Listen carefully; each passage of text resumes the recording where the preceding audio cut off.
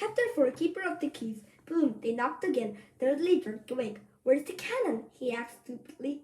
There was a crash behind them, and Uncle Vernon came skidding into the room. He was holding a rifle in his hands. Now they knew what had been in the long, thin package he had brought with him. Who's there? He shouted. I warn you, I'm armed. There was a pause. Then, smash! The door was hit with such force that it swung off, clanged on its hinges, and with a deafening crash landed flat on the floor. A giant man was standing in the doorway. His face was almost completely hidden by a long, shaggy mane of hair and the wild, tangled beard. But you could make out his eyes glinting like black beetles under all the hair.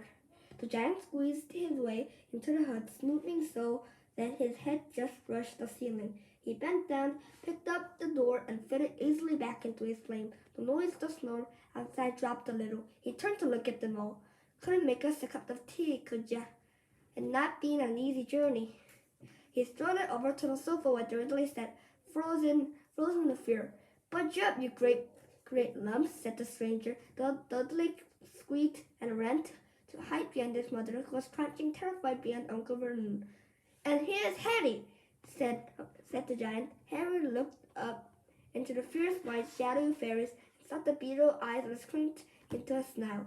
Last time I saw you, you was only a baby, said the giant. Yeah, like a dad, but you have got your mom's eye. Uncle Vernon made funny rasping noises. I demanded that you leave at once, sir, he said. You're breaking and entering. Oh, shut up, Dursley, you great big prune, said the giant. He reached over the back of the sofa, jerked the gun out of Uncle Vernon's hand, and landed into a knot as easily as if Dean made of rubber, and then threw it into the corner of the room. Uncle Vernon made another funny noise, like a mouse being trodden on.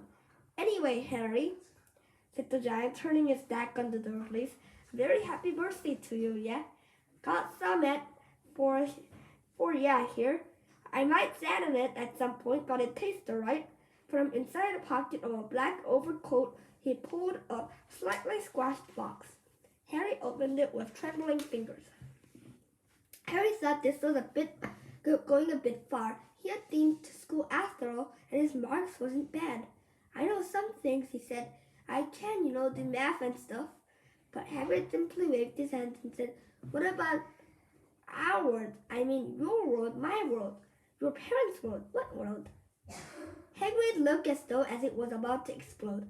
Dursley, he broomed. Uncle Vernon, who had become very pale, whispered something that sounded like Mimble, Mimble, Wimble. Hagrid stared wildly at Harry. Bet yeah, you might know about your mom and dad, he said. I mean, they're famous. You're famous. What, my mom and dad? Weren't famous, were they? Yeah, I don't know. Hagrid ran his fingers through his hair, fixing Harry with a bewildered square. You don't know what you are? He asked finally. Uncle Vernon suddenly found his point. Stop! He commanded. Stop right here, sir. I've forbidden you to tell the boy anything. A braver man than Vernon Dudley would have collared under the furious look Hagrid gave now. When Hagrid spoke, his every syllable timbreled with rage. You never told him what was in the letter Dumbledore left for him? I was there. I saw Dumbledore leave it, Dursley. And you have kept it from all these years? Kept what from me?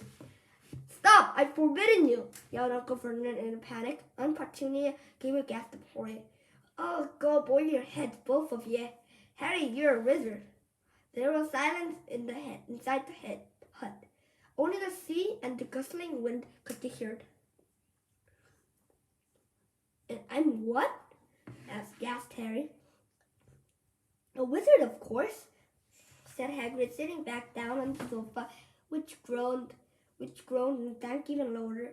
And something good, and I say, once you've been trained up a bit with a mom and dad like yours, what else would you be? I reckon it's about time you read that letter. Harry stretched out his hand at last to take the yellowish envelope addressed in emerald green to Mr. H. Potter on the floor, hut on the rocks, the sea. He pulled out the letter and read, Hogwarts School of Witchcraft and Wizardry, Headmaster Albus Dumbledore. Order of Merlin, First Class Grand Scorf, Triff, Wordla, Supergram Mudwump, International Convent of Wizards. Dear Mr. Potter, we are pleased to inform that you have a place at Hogwarts School of Witchcraft and Wizardry. Please find enclosed a list of all necessary books and equipment.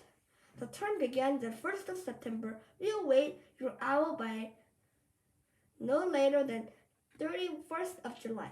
Yours sincerely, Minerva McGonagall. Duty, Headmistress.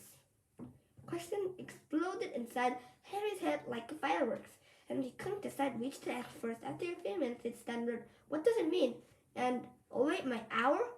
"Galloping Gorgons, that reminds me," said Harry, clapping his hand to his forehead with enough force to knock over a cart horse. And from yet another pocket inside his overcoat, he pulled out an owl, a real live, rather ruffy-looking owl, a long quill, and a roll of parchment. With his tongue between his teeth, he scribbled a note which Harry could read upside down. "Dear Mr. Dumbledore, giving Harry his letter, taking him to buy his things tomorrow, weather horrible, hope you're well, Hagrid." Hagrid rolled up the note and gave it to an owl, which climbed onto his beak and went to the door and threw the owl out into the storm. Then he came back and sat down as though this was as normal as talking on the telephone. Harry realized his mouth opened and closed it quickly. "Where was I?" said Hagrid.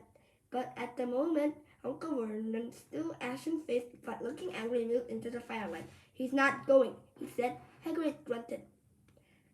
"I'd like to see a muggle like you stop him," he said. "A what?" Harry insisted. "A muggle. It's what we call non-magic folks like them. It's your bad luck you grew in a family of the biggest muggle I ever laid my eyes on."